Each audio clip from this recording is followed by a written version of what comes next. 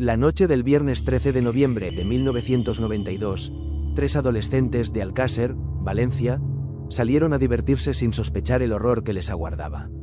Miriam, Toñi y Desiree tenían planificado ir a una fiesta en la discoteca Color, en el municipio cercano de Picassent.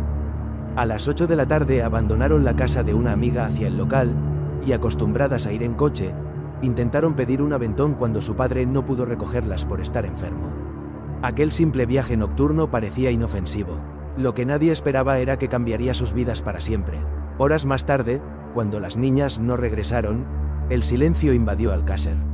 El lunes 16 de noviembre los padres las aguardaban en casa y el colegio 9 de octubre, donde estudiaban, abrió con un ambiente sepulcral. Aquel lunes por la mañana nadie dio señales de vida. Un vecino las había visto caminar hacia la carretera para hacer autostop, y luego una anciana declaró que las niñas subieron a un coche blanco acompañado de otras 3 personas. Parecía el plan cotidiano de unas adolescentes jóvenes, pero lo que nadie esperaba era que jamás volverían a sus hogares. Durante 75 días España vivió de cerca este caso. Los medios de comunicación se volcaron. El programa de TV ¿Quién sabe dónde? Se hizo eco de la desaparición, se repartieron miles de carteles por todas las provincias y surgieron cientos de llamadas telefónicas con supuestas pistas. Los padres de las niñas incluso viajaron a Londres para pedir ayuda a la prensa internacional. Fue allí donde recibieron la trágica noticia del final de la búsqueda. El País reportó: Fernando García, el padre de Miriam, viajó a Londres para entrevistarse con periodistas. En la capital británica recibió anoche la trágica noticia que concluía sus 75 días de desvelos. El alivio por hallar a las niñas con vida duró solo unas horas. El 27 de enero de 1993, 75 días después de la desaparición, 2 apicultores encontraron en el barranco de la Romana, junto al pantano de Tous, los cuerpos semienterrados de 3 jóvenes. Eran Miriam García, 14 años, Desiree Hernández, 14, y Antonia Toñi Gómez, 15. Los cadáveres aparecieron apilados y en avanzado estado de descomposición. El País describió el hallazgo. 75 días después, sus cadáveres fueron hallados apilados y descompuestos cerca de Tous. La brutalidad del crimen, confirmada por la autopsia, incluyó tortura y agresión sexual. La noticia explotó en los medios. En Alcácer y toda España el dolor se convirtió en rabia, y la búsqueda de los asesinos sería inmediata. Los investigadores de la Guardia Civil rastrearon la escena del crimen meticulosamente. Seguían cualquier pista que apareciera, pero había un detalle que cambiaría todo, recordó un agente. Entre la maleza hallaron un volante médico con el nombre Anglés escrito. Al día siguiente la Guardia Civil acudió al domicilio de Enrique Anglés, en Catarroja, Valencia, hermano del principal sospechoso Antonio Anglés. En esa casa se encontraron varios familiares y un amigo de los Anglés, Miguel Ricard. Al reconocer a Ricard por sus antecedentes, los agentes lo detuvieron como testigo en la noche del 27 de enero. Las contradicciones en la declaración de Ricard fueron claves. Su coche coincidía con la descripción de testigos de la carretera, así que fue detenido a las 5 de la madrugada del 28 de enero. Horas después, ante la Guardia Civil, Ricard confesó su participación en los crímenes.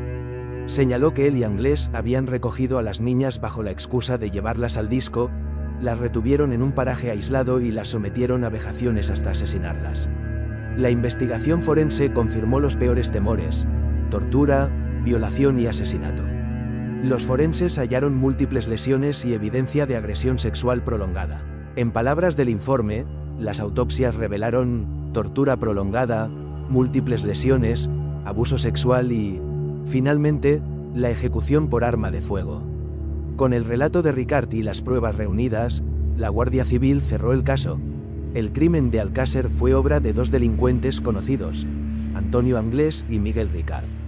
Anglés, de 26 años, era considerado el autor material más violento, mientras Ricard, 23 años, le acompañaba y se lo confesó todo a la policía al ser detenido.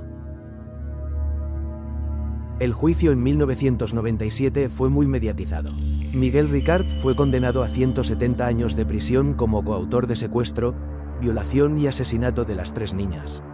En cambio, Antonio Anglés aprovechó la confusión inicial para huir. Tras los arrestos, Anglés logró salir de España. Según la crónica de un periodista, Antonio Anglés, el otro sospechoso, emprendió una fuga que le llevó hasta la costa de Irlanda. Desde entonces, las autoridades buscan su paradero. La policía lanzó alertas internacionales, ofreció recompensas y hasta pidió ayuda de Interpol. La familia de las niñas celebró la condena de Ricard, pero la liberación temprana del único culpable atrapado generó rabia en la sociedad.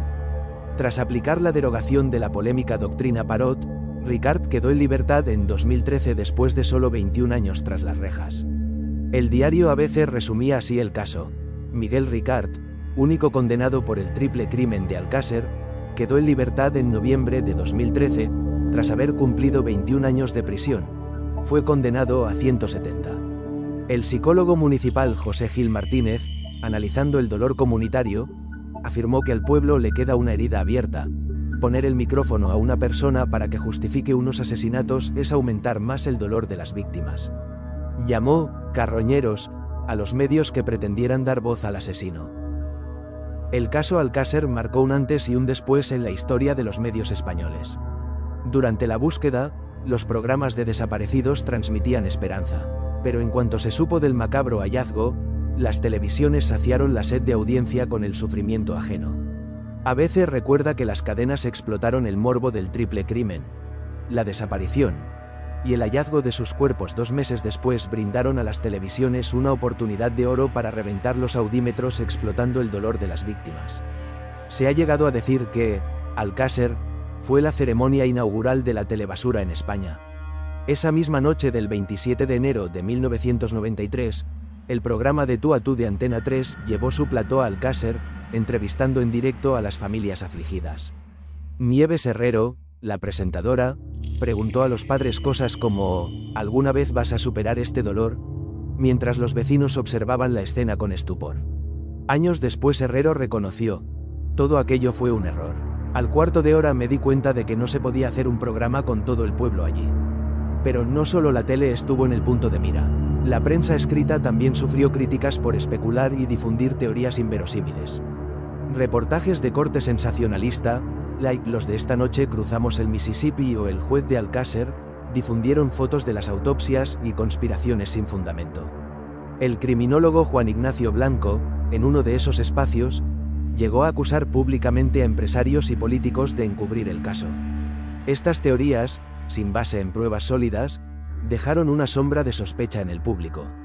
Las familias vivieron incluso episodios tan grotescos como entrevistas falsas fingiendo a Antonio Anglés para vender periódicos, que fueron desmentidas poco después. A día de hoy, el crimen de Alcácer sigue en la memoria colectiva. Se ha hablado de reabrir el caso con nuevas pruebas, pero el tiempo corre. En 2021, la justicia decidió prorrogar la investigación hasta 2029, para evitar que prescriba el delito. Sin embargo, si en ese plazo no aparece nueva pista, el caso se archivaría con Ricard como único procesado, y Anglés, de 56 años, quedaría libre en ausencia. El brutal asesinato de Miriam, Toñi y Desiré conmocionó a España y sus consecuencias todavía resuenan. Este caso nos enfrenta con la vulnerabilidad de nuestras niñas, con el dolor que soportan sus familias y con los límites éticos del periodismo. Tal como escribió El País al cumplirse el 25º aniversario, el brutal asesinato tras la tortura y violación de 3 niñas dio rienda suelta al dolor y a la explotación televisiva de la ira popular. Recordar esta historia es un homenaje a las víctimas y un recordatorio de que la justicia requiere tiempo y rigor. La tragedia de Alcácer nos deja una reflexión final. Cuando la barbarie toca nuestra puerta, solo la verdad y la memoria pueden honrar a las víctimas y evitar que el olvido se lleve lo ocurrido. Para Miriam, Toñi y Desiré, que ya no tienen voz, la sociedad debe gritar justicia. Si este relato te ha atrapado, no olvides darle me gusta, suscribirte y darle a la campanita para no perderte ningún vídeo. Comparte este vídeo y acompáñanos en el próximo caso de crimen real que desenmascar nuevos enigmas de la historia criminal de España.